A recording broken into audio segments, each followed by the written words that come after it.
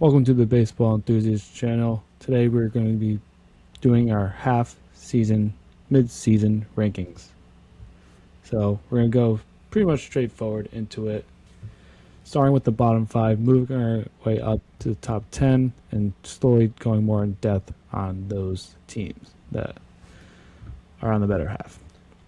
So to begin with, starting off with my bottom five on this list, I'm starting with the Rockies, Kansas City Royals, Los Angeles Angels, San Francisco Giants, and the Sacramento A's, or just A's. Yeah. Listen, man, it's pretty bottom of the barrel teams. The one player I guess I want to talk about was TJ Rumfield. Or is it Rumfield or I think it's Rumfield, yeah. Rumfield. Yeah. A really good rookie for the Rockies. Probably would be getting a lot more love. I think his defense metrics aren't great. Also, the team sucks. So it's tough to have any sort of good defense metrics when the team is that bad. So there are always like guys there who can play, but yeah, the Rockies are the worst team in baseball. Um, the A's being here on your list is very understandable, just on how bad they've been as of late. I think they're they finished the first half, one for the last or one win in their last 10 games. Like that's Yeah, bottom of I the barrel was stuff. I was also kind of basing it off of like run differential, and they're like minus 100. That's yeah, it's a good stat to base it off. That's is that bad? Yeah, I'm gonna I'll say my bottom five. It's very similar to yours. I just threw in the Reds and the Mets. The Rockies are also my 30th best worst team. The Angels are 29 and the Giants are 27. I have the Royals. I don't know why I have that much higher. I believe in their players a little bit more, and I think they have people there a little more than I think like the Reds do, or like certainly definitely the Angels and Giants and the A's, I guess. Well, they have actually them worse than the A's, but yeah, I did a whole rant about the Mets before. I don't need to do it again, but it's been the most disappointing season in baseball in my eyes. They are a bottom five team, record wise, on the field play. The pitching will look okay at sometimes, and the hitting will look terrible. The hitting will look great, and then we'll lose a game even with scoring 8 runs. So it's been really bad for the Mets so far. They deserve to be in the bottom five of teams. Did not think they would be this. With one of the highest payrolls in baseball, and you're this low is heinous. Still, has not been able to get together, and they deserve to be in the bottom five. yeah. And slightly moving forward on our rankings, I do have the Reds and Mets making it slightly higher, two spots higher in that case for, well, one spot for the Reds, two spots for the Mets on Yeah. your case. Then following that up, I do have the Blue Jays, Orioles, and the Astros. Blue Jays have right now fallen down to last place spot in the division, right behind the Orioles, who took the last series for the All Star break against the Royals. And then you have the Astros, who, not that they're bad, but I think the teams in the Rangers in Seattle pretty much had been winning the last few days, and Astros have kind of been mediocre heading into that All Star break, kind of falling off just a bit below their respected division rivals. I'm actually surprised you have the Astros this low. I understand it 100%, but I thought, but I think just with all the injuries they had early this season, and how slow of a start they got, and to be even close to being in contention for the division, I think they deserve some flowers as I think still a bottom half team, but I don't think that they're this low. I don't think they're. I mean, I don't think they're worse than. It's actually debatable if they're worse than Boston or not. But anyway, I don't think they're that low. But otherwise, I'm pretty much with you. I have the Royals in this spot. I'm a little, I'm a little, I'm not as high as the Tigers, even though you're not high on the Tigers at all. But I'm not as high as them. as you are with the Tigers. I also think the Orioles are in this range of top worst 10 worst teams at 23 for me. The Angels are 22, even though that probably could be flipped around. Not thinking about it. And the Blue Jays are 21. They're one of the more disappointing teams. Once again, between Vlad is having an okay year. Probably some of it is something to do with the World Series hangover. Um, Dylan Cease, a potential Cy Young candidate, has been good.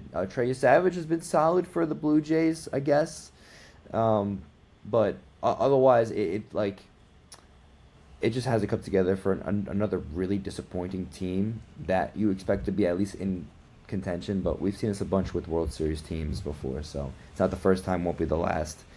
Um, and the Tigers have gotten it turned around a little bit more, but I still think they're a pretty bottom of the barrel squad at this moment. Dylan McGonigal is obviously a great story right now. He should win Rookie of the Year, but I just think even with the talent and being a playoff team, they really haven't been able to put it together, and they've also been one of the more disappointing teams in baseball.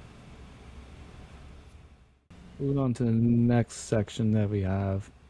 This is where I have the Tigers, followed by the Nationals, the Red Sox, Twins, and the Mariners. And like you said, the Tigers, a team that made the playoffs a few years ago, slowly falling off the course. The team expectations is at all-time low. Yeah. And here they are kind of like right towards the end of the rankings. Like not that far off, but they're on the lower half of it. Right. And the Nationals doing pretty solid this year. This kind of ended off badly, getting swept by the Yankees. The Red Sox, the team that was pretty much dead, has truly risen the last few weeks of the season. I believe they ended on a winning streak still, so that's going to be still held up in the second half once they begin. And also the Twins and the Mariners, just right there, right on the edge. Well, Mariners are fighting back and forth between their rivals, the Rangers and the Astros. But on the Twins, they got some fighting to do. They got creeping up against the Guardians and the White Sox, but they're still in it with this AL and their own division still being very close. I you know what I like this list, but the Nationals being this low, man, like I know. they are one of the best hitting teams in the league. I know their pitching hasn't been great, and we watched them choke twice. I mean, we didn't watch the second game, but But we they saw the kind of choke. late hitting heroics. Their Yep, bullpen staff is ass. it's really bad right now. It is, and that is something to monitor if they want to make a run in the postseason. Is how good their playoffs will be. Who knows if they'll be buyers, if they'll get some arms back there. But I think they should be higher. Their hitting is they've been too good, and they've been scoring too many runs to be this low. I think they're a better team than Boston. I think they're a better team than the Twins. Um, that's why I have them in the spot for me. So in to round out my section from 2016, I have Boston at 20, who, like you said, have started to make a bit of a surge. The Padres, which I'm super low on. I know they have plenty of talent. My gosh, are their hitting numbers so bad? And they could be a lot better. And they have good pitching. The back end of the bullpen is really good. We talked about it in last episode on our midseason awards. Everything else is pretty bad right now, man. It's not looking good for the Padres. The Twins are just kind of like right there. Like they I don't they had not a lot to say about the Twins. Like they're playing competitive ball. We'll see what happens with Joe Ryan. He might get dealt soon, and then we'll be looking at this Twins team a lot differently. The Diamondbacks, I feel like probably could be higher. Diamondbacks could be a little higher. They've also been another team that has moments. Vargas, of course, Ketel Marte, Corbin Carroll have been really good bats. I'm blanking on the pitcher's name. I think it's Eduardo Rodriguez. I think who's been like one of the better pitchers in baseball right now. One of the better starters. All the advanced metrics like to say he's been getting really lucky. So we'll see how that shakes out for the rest of the season. This could be like a David Peterson year where he starts out really good, but the advanced metrics aren't great, and then it all blows up. So Boston 20, Padres 19, Twins 18, Diamondbacks 17, And then I have the Astros here. I think the Astros have made a nice resurgence. That AL West is so open that a team that has some of the players from last previous years, of course, Yoron Alvarez is the AL MVP at the moment. He is the front runner. It doesn't. You need the whole team to come together. They're getting healthier now.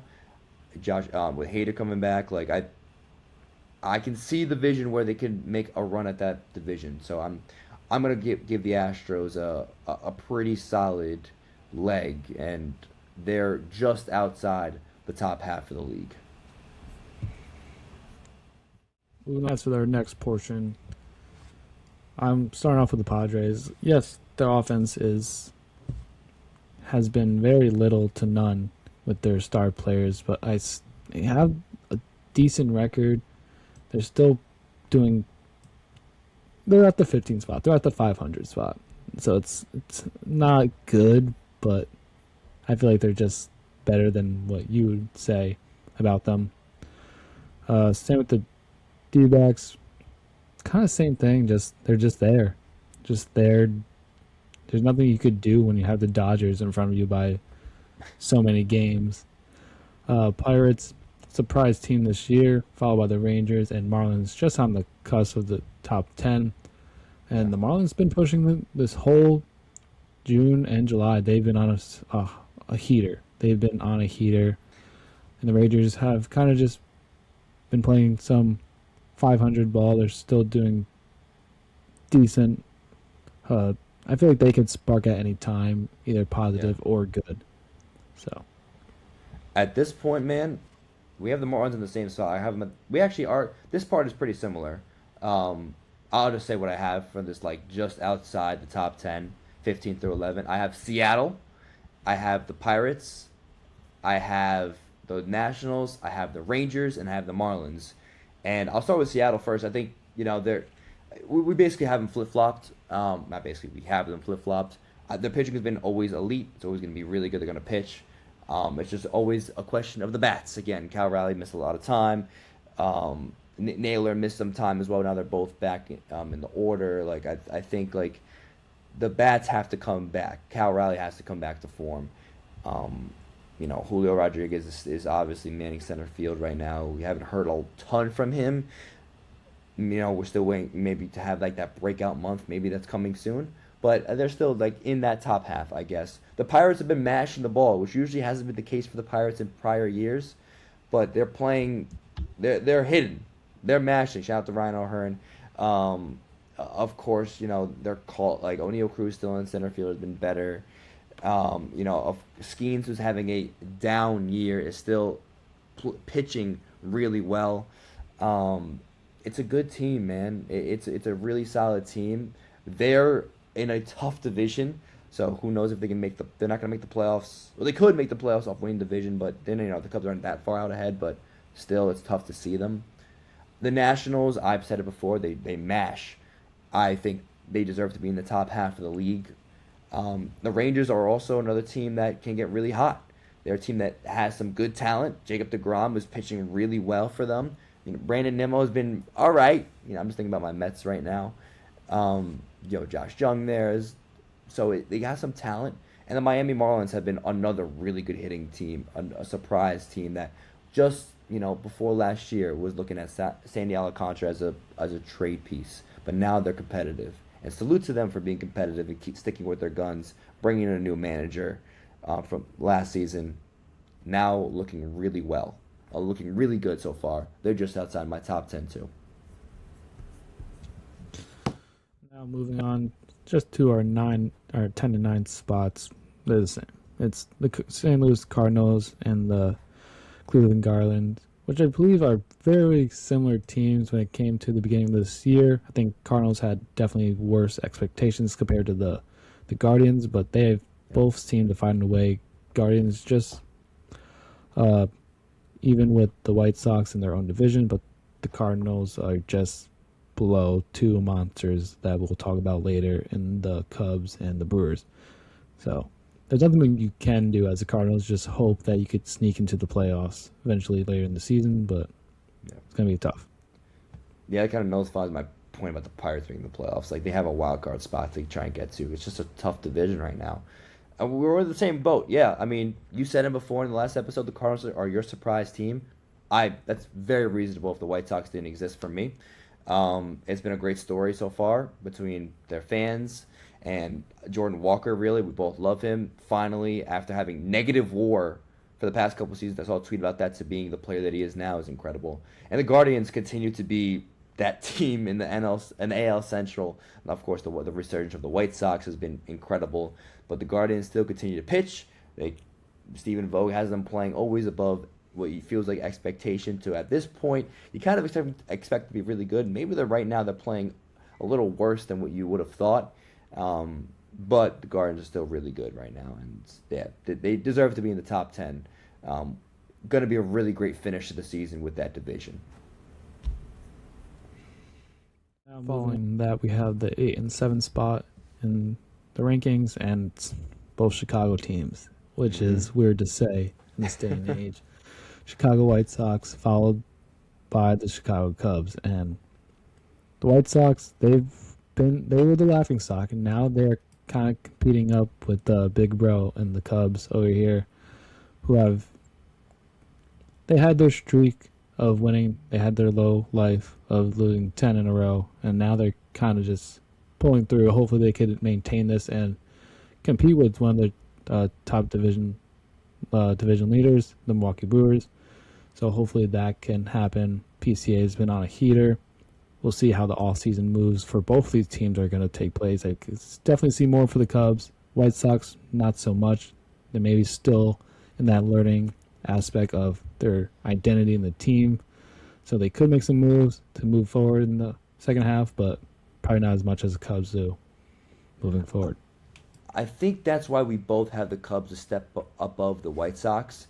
Like the White Sox beat them in the series this year, right? We know we acknowledge that, but we both know that that doesn't mean they're necessarily better.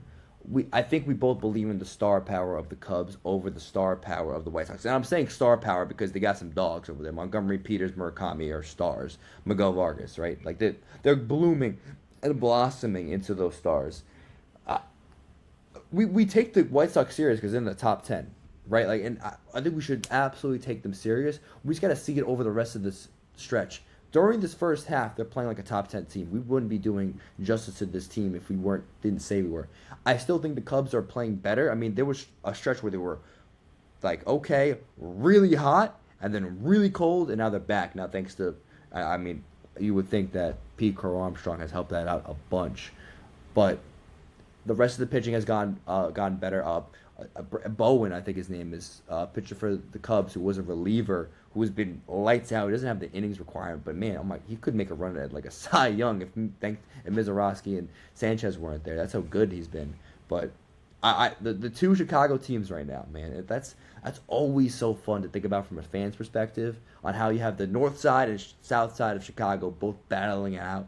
Obviously, they won't see each other in the playoffs unless they both get to the World Series, but that August series is going to be electric, and Wrigley Field's going to be packed out. And maybe you'll see some White Sox fans, though. But usually, the Cubs are really good at selling out their own games with their own fans. Still, they deserve to be in the 7-8.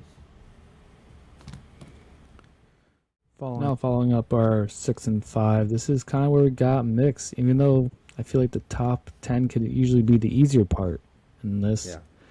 I have the Yankees at my number 6, followed by the Philadelphia Phillies at number 5. And as a Yankees fan, I have them at 6 because obviously there's a lot of injuries and a lot of losing happening in the month of June and July with this team. And so, like, yes, I could see in the future making a slight jump in like a power rankings, but as of right now, it's not looking good. So once teams are healthy and all that, I could definitely make more of a positive note for the Yankees, but they're pretty much still the better team amongst teams in the league. They're hitting, they're pitching, they're getting production from people you wouldn't see regularly for the Yankees, but they're getting the job done. And as for the Phillies, man, you have a breakout year from Christopher Sanchez, a truly ace performance. He's going to be competing for a Cy Young, and you have this kind of same lineup of stars with Harper, Schwarber, Trey Turner, Remuto, uh, maybe Bohm, but they could still pop off at any moment. They could score 20 on you easily any day of the week, but the Phillies are an interesting team. They started off very slow. They pumped them up by firing their manager, getting Don Mattingly as an interim replacement. Very helpful, and the Phillies have improved a bunch since the early days. So, and they're saying I'm a number 5 spot. I agree that they should be in the spot. I think the Phillies deserve to be here. Like they did a lot of work.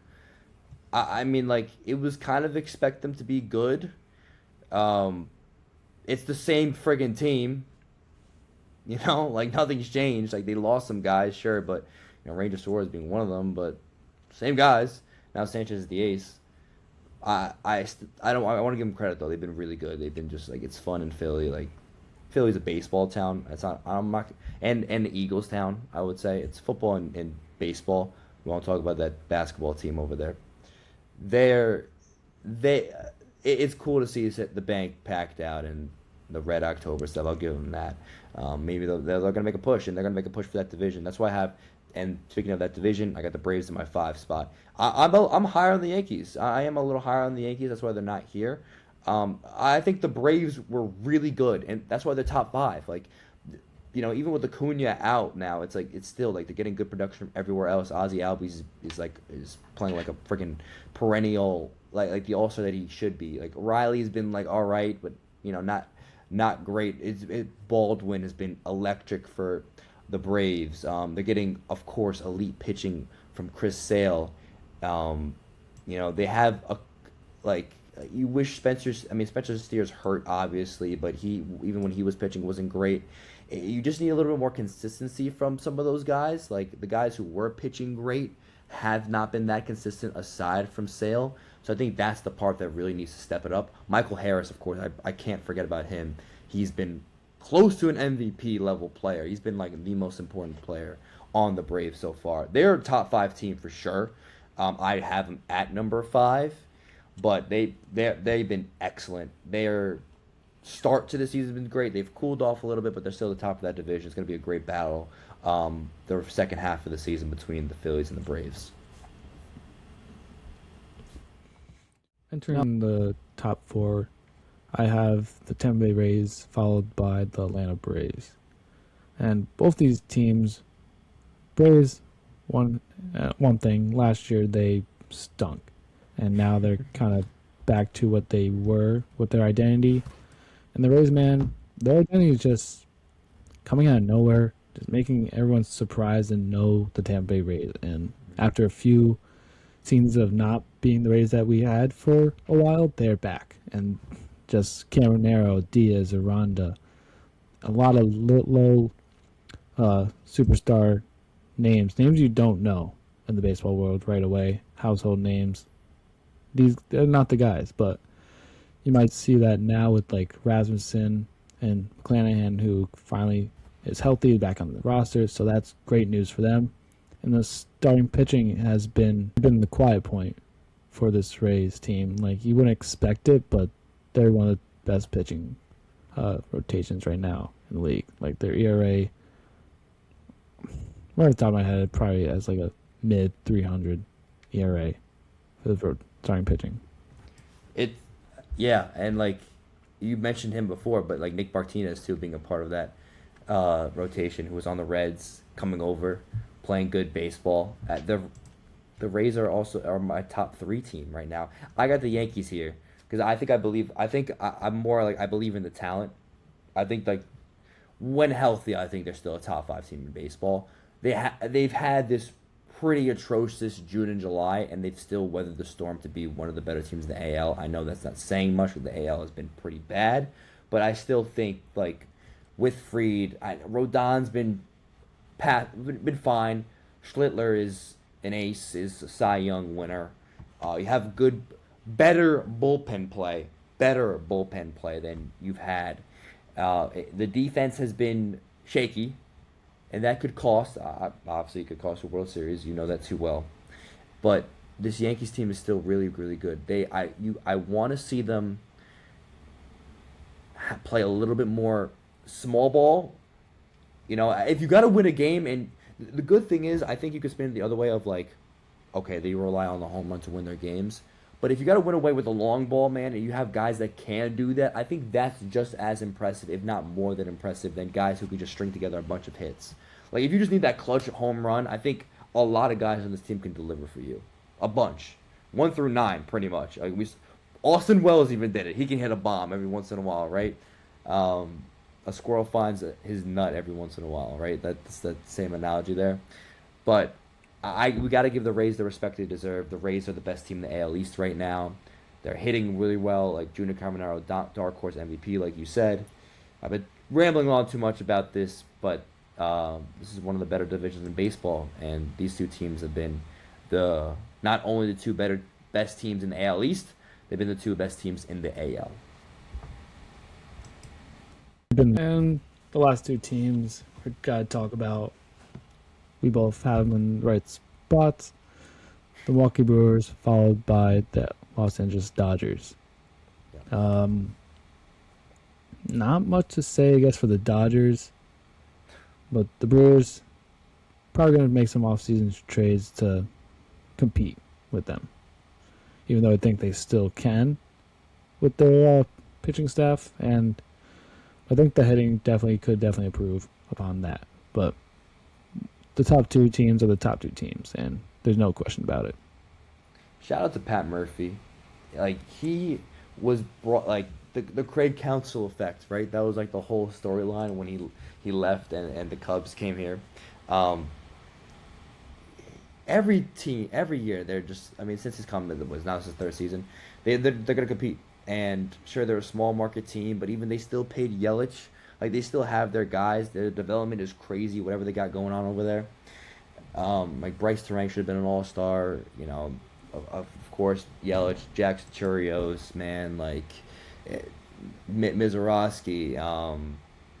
You know, they lost Freddie Peralta, and their pitching probably got better actually. It's been really good for them so far, and they always are going to compete. They're the better version of the Guardians, obviously, but like another small market team that is always like that is competitive and is always battling with the top teams. I thought last year they were going to win the World Series, but you know they ran into a buzzsaw. Still, they're a really good team. They always play this style of baseball. It's not like they can hit the long ball, but they mostly play small ball. And then what's not to say about the Dodgers unless they're just loaded, man.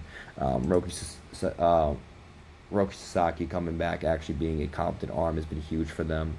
They're getting healthier. I know Blake Snell missing a lot of time has been tough, but Yamamoto's been that guy.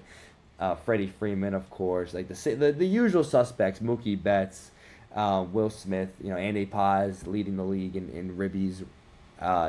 Like so, and of course Shohei Ohtani. Like it's such a loaded roster, and they could be the reason why the CBA is going to be changing some things. But then again, second best team in baseball is the Brewers, so it's a little bit more deeper than just that anyway. But these are our top two teams for a reason, man. And it's really it's pretty obvious. We'll see how this can change. The Dodgers might be that top spot, but who do you think? Maybe you're gonna pop this question, but who do you think out of these top 10, or even top 5, if you want to go with that, is gonna fall out, and who's gonna come into the top 10? Ooh. I think a team that could fall in, I guess, since they've been playing great baseball, is going to be the Miami Marlins. Even though they're right on outside for both of us at number 11, I believe they could make that move. And falling out, I think that just may be a flip-flop. I guess the Cardinals just swap those teams out. But if I go deeper for a team moving in to that spot, I'll just probably put the Mariners. I feel like they haven't really shown what we saw last year, so I would say them as like a deeper team to put. And I put them at 16. You put them at 15. I'm also gonna say the Mariners. I think they pitched so well. I think the second half of Cal Raleigh is coming soon. I think, and the more I talk to myself about Julio Rodriguez having that month, whether it's like the rest of July into August, I think the more I believe that it will happen. Of course, getting more firepower from like, guys like Rosie, Rainy Rosarena. I think like I see the vision with them being a top 10 team and taking over that division because it's wide open. It's wide open, right? A team that could fall out. I think it's easy to say the Guardians, and I think I'm sorry, the Cardinals. Um, I don't want the White Sox to fall out, but I kind of think they can. I think they're riding pretty high, and I think they're with Murakami coming back. I think they'll stay there. Um, yeah, I am in between the Guardians and the Cardinals on teams that could drop out of the top 10, and I'll say Mariners, and I'm gonna say Pirates too potentially. I think maybe they get something figured out with hitting. I'm out with pitching, and it all kind of comes together. And they just go on this crazy run. Um, yeah, that's Guardians coming out. Maybe the White Sox too. I hate to say that, but haven't seen it yet. But there you have it. That's our rankings midway through the season. Will these uphold? Probably not. Nope, But no chance. that's baseball. You never know what's going to happen on or off the field. But thank you guys for listening. This is Baseball Enthusiast. See you guys next time. Yeah.